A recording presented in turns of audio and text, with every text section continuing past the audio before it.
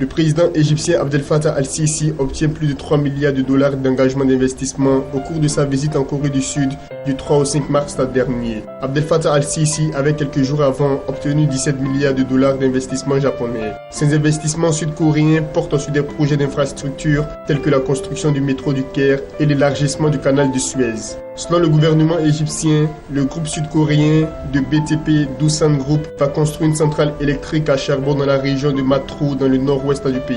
Et le développement du réseau national de distribution d'électricité va être l'affaire des groupes Hyundai et Daewoo.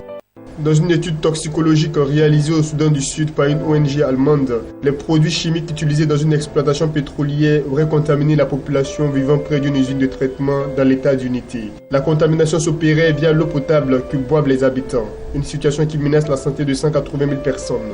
L'an passé déjà, après avoir mené pendant 6 ans des recherches hydrologiques dans la région, à environ 500 km au nord de la capitale Djouba, l'ONG allemande avait établi une ligne directe entre l'exploitation pétrolière et la contamination de l'eau potable. Elle avait démontré que les nappes phréatiques d'une large région bordant les zones marécageuses du Nil Blanc étaient polluées par l'infiltration lente d'eau salée issue de la production de brut. Mise en cause, les compagnies pétrolières ne prendraient aucune mesure pour éviter que les additifs chimiques utilisés n'entrent en contact avec le sol ou pour traiter leurs déchets.